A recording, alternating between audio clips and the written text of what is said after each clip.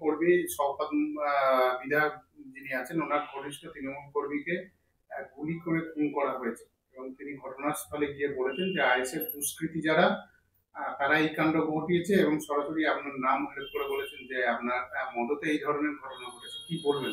আমি ভাঙড়ের বিধায়ক হিসাবে সর্বপ্রথম যে খুনটা হয়েছে, যে মানুষটা রাজ্জাক খাঁকে যে খুন করেছে, এর চূড়ান্ত প্রতিবাদ করছি। সাথে সাথে প্রশাসন বন্ধুদের বলবো, রাজনৈতিক কর্মী না দেখে ভাঙড়ের একজন কর্মী মানুষকে খুন করা হয়েছে, এই হিসাবে তদন্ত করা হোক। যে বা যারা যুক্ত একটাও না ছাড় পায়, তাদের সর্বোচ্চ শাস্তির ব্যবস্থা করা হোক। আমরা বারবার ভাঙড়কে চাইছি বোম গুলি মুক্ত ভাঙড় হোক, হিংসা অশান্তি মুক্ত ভাঙড় হোক। দুর্ভাগ্য আমাদের, ভাঙড় ডিভিশন করার পরেও ভাঙড়ের মানুষকে এই ধরনের খুন হতে হচ্ছে দুষ্কৃতীদের দ্বারা। এখন শওকত মোল্লা সাহেব রাজনীতি করছেন, তিনি আইএসএফ কে আমাদেরকে দেখে দেওয়ার চেষ্টা করছে।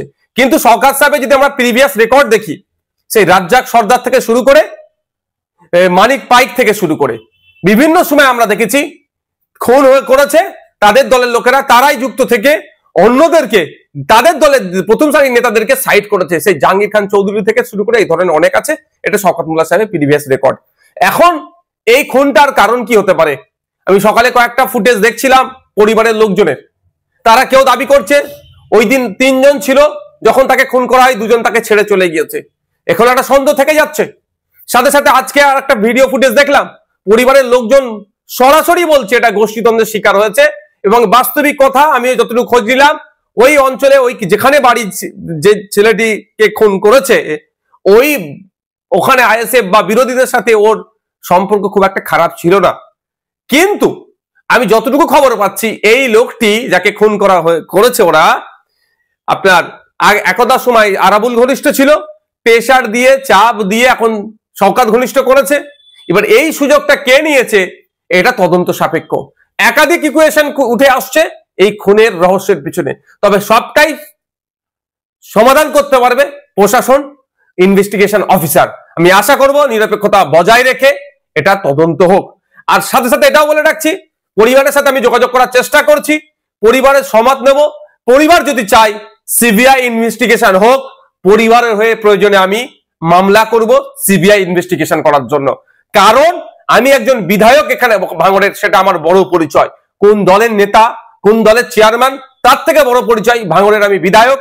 ভাঙড়ের মানুষ খুন হয়েছে, ভাঙড়ের মানুষকে যারা খুন করেছে তাদেরকে আমি শান্তির ঘুম ঘুমোতে দেব না। আর সাথে এটাও বলছি, যদি এটাকে রাজনৈতিক চক্রান্ত হয়ে বিরোধীদের উপরে দমন পীড়ন বা সাধারণ মানুষকেও যদি ডিস্টার্ব করার চেষ্টা হয়, আমি সেই পরিবারগুলোকে সাথে নিয়ে সিবিআই তদন্ত হবে, সিবিআই তদন্তের জন্য বা বিচার বিভাগীয় তদন্তের জন্য কোর্টের দ্বারস্থ হব। এটা কি তাহলে আরাবুল আর শওকত সাহেবের গোষ্ঠীদ্বন্দ্বের? দেখুন, এই ধরনের ঘটনা রাজ্যের বিভিন্ন জায়গায় ঘটছে, শাসক দলের নিজেদের মধ্যে গোষ্ঠী কন্দল। আমি শুধু বলছি না, আপনি দেখুন ওই পরিবারের একজন কর্তা, আজকে তিনি বক্তব্য তার দেখবেন, তিনি বলেছেন সরাসরি এভাবে বলেছেন যে এটা গোষ্ঠীদ্বন্দ্বের শিকার হয়েছে। আর আমিও বলছি, যখন আমার কাছে খবর এসেছে, আমি যতটুকু খবর নিতে পেরেছি, যে এটা সম্পূর্ণরূপে গোষ্ঠীদ্বন্দ্বের শিকার হয়েছে।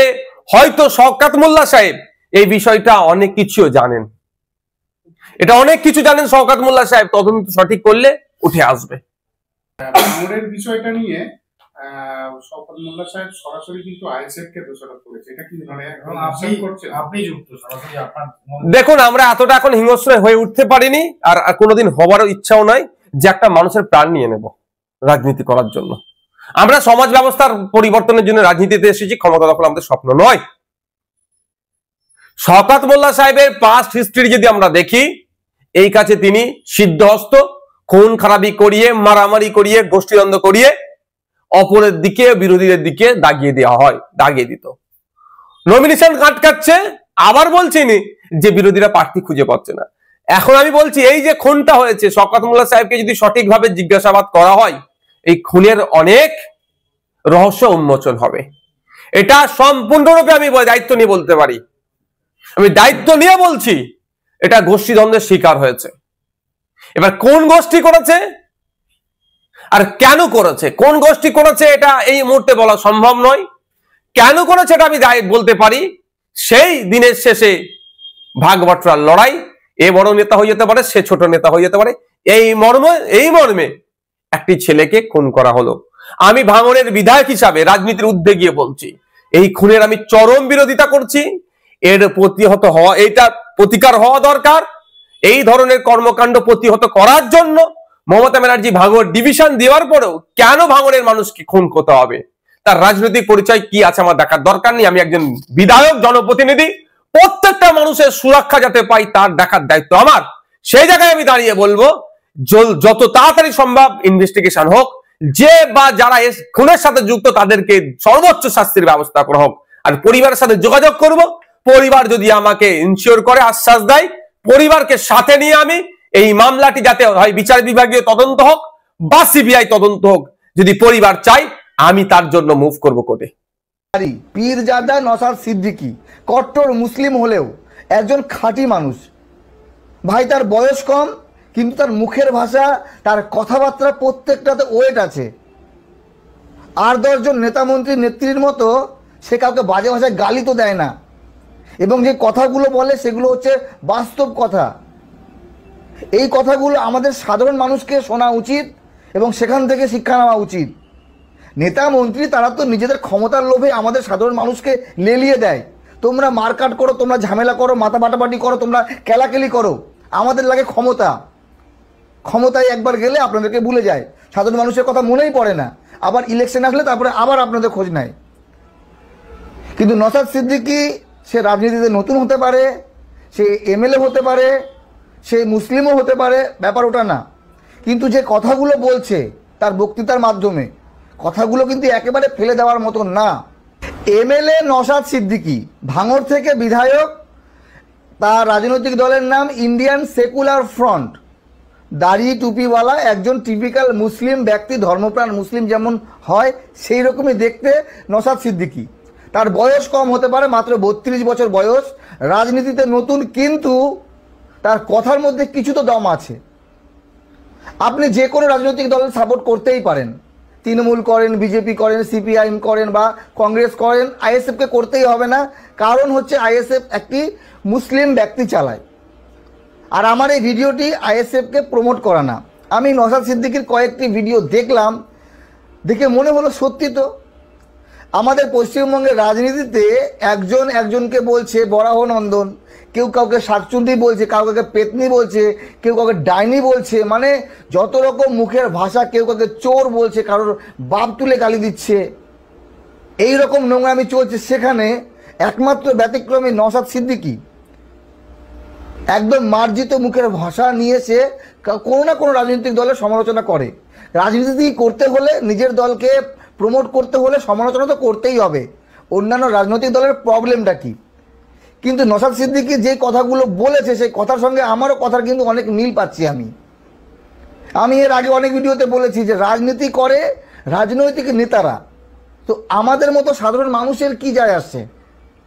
আপনি কোনো দিন শিক্ষিত কোনো ব্যক্তি, কোনো শিক্ষক, কোনো উকিল, পারিবারিক উকিল, আমি গরু খেকো কোনো ব্রাহ্মণ উকিলের কথা বলছি না, যারা পারিবারিক, যারা সামাজিক, যারা হচ্ছে গিয়ে পরিবার নিয়ে সামাজিকভাবে বসবাস করে, তাদের কথা বলছি। এদেরকে দেখবেন না মারপিট করতে, দাঙ্গা হাঙ্গামা করতে। কারা করে দাঙ্গা হাঙ্গামা, মারপিট, রাজনীতির নামে ঝান্ডা নিয়ে হই হই করতে করতে কারা করে? শিক্ষিত মানুষ, চাকরিজীবী কেউ কোনোদিন করে না।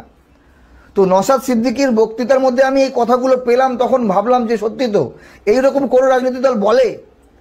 আমাদের এক রাজনৈতিক নেত্রী বলে খেলা হবে, খেলা হবে, কেউ বলে আসো মোড়ের মুখে বাস নিয়ে রেডি থাকো, যোগ্য জবাব দেওয়া হবে। কোনো কোনো রাজনৈতিক দল বলে যে ভাগীরথীর জলে কেটে ফেলে দেবে। এই রকম কথা যখন কেউ বলে, তার বিপরীতে যখন নওশাদ সিদ্দিকী বলে যে রাজনৈতিক নেতা নেত্রীরা একসাথে বসে তারা ডিনার করছে, একসাথে খাচ্ছে, একসাথে বিয়ে বাড়ি অনুষ্ঠানে যাচ্ছে, কিন্তু আপনারা সাধারণ মানুষ, আপনারা কেন নিজেদের মধ্যে মারামারি কাটাকাটি করছেন? এখান থেকে কিছুটা হলো শিক্ষা নেওয়া উচিত।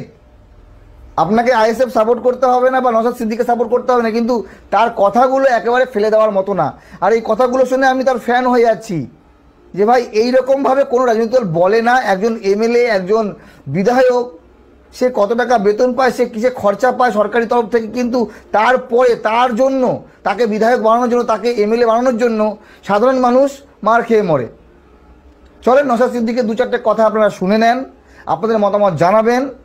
আমাদের পশ্চিমবঙ্গের আর স্বচ্ছ রাজনীতি নেই, নোংরামিতে ভরে গেছে। কে কাকে কত বাজে ভাষায় কটাক্ষ করতে পারে, বাজে ভাষায় গালি দিতে পারে, তাহলে সে নিজেকে বড় মনে করে। এটাই কমসে কম নওশাদ সিদ্দিকী দাড়ি টুপি নিয়ে একজন মুসলিম হয়ে, কট্টর মুসলিম হয়ে, কমসে কম তার রাজনৈতিক দলটাকে তো সেকুলার নাম দিয়ে রেখেছে।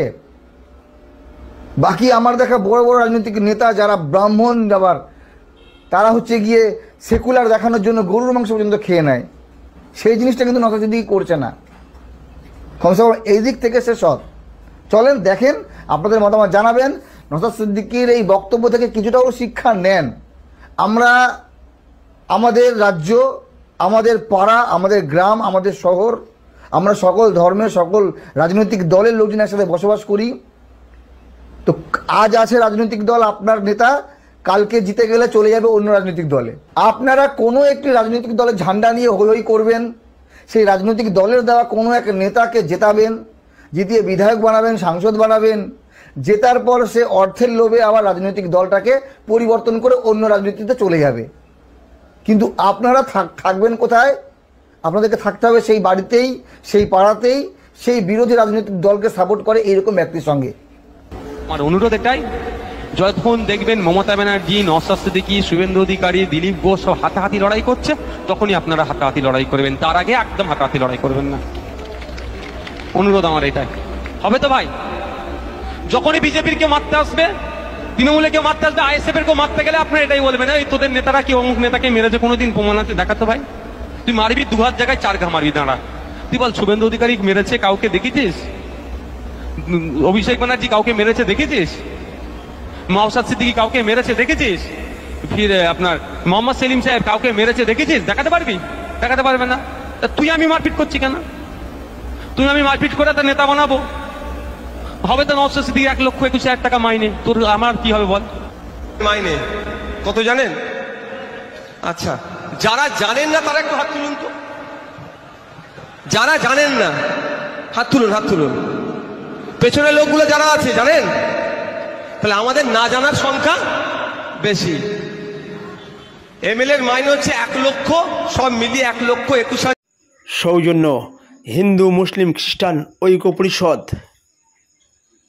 ভাইজানকে ভালোবেসেছে। আপনি হিন্দু কি মুসলিম আমি জানি না, তবে আপনাকে কেমন লেগেছে কমেন্টে জানিয়ে দিতে ভুলবেন না। ধন্যবাদ সবাইকে, ভালো থাকবেন, সুস্থ থাকবেন।